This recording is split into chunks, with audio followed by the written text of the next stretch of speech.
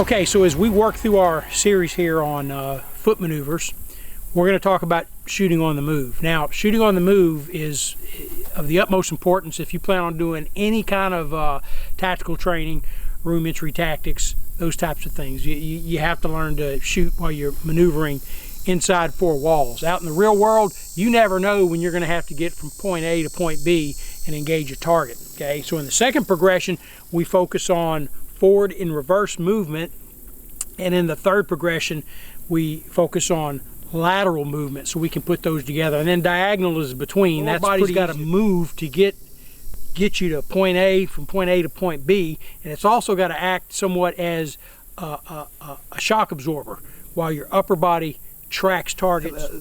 As much of that motion as possible, okay, to keep that head stable. Okay, and the way to do that is to glide with your feet. So if you kind of watch my feet here, I'll show you what I'm talking about.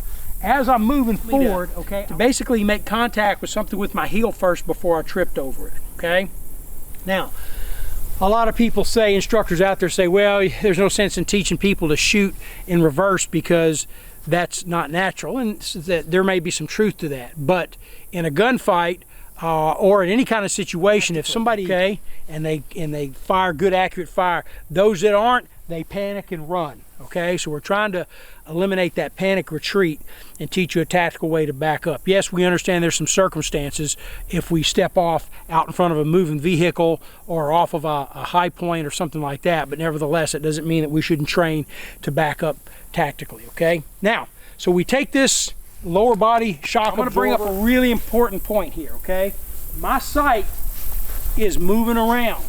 There's no way to keep that sight completely still while you're shooting on the move, but as long as it's moving inside the target, okay, you've got to get those rounds. Okay, so when you start training shooting on the move, you have got to start slow.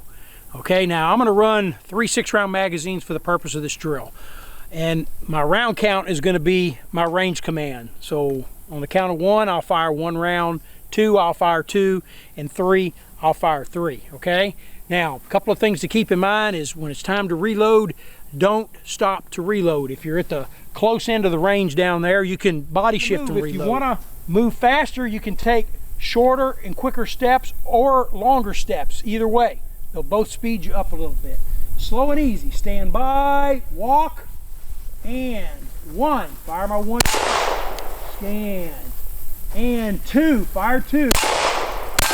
Scan. And 3. Step off, reload, and then scan. All right, from a high ready, shooting on the move, going forward, shooting on the move, going forward, stand by, walk, 1, 2, 3. All right, guys, in reverse, stand by. Remember, stay at high ready till I call it. Stand by, walk, 3, 2, 1. Reload on the move. Check your 6. All right, we'll get there a little quicker this time. On the move, going forward, stand by, walk. 1, 2, and 3. Out of ammo. Okay, so that's just a look at a little bit of shooting on the move, going forward and going reverse. We teach this in our second progression, and then that third progression we're going to work on shooting laterally.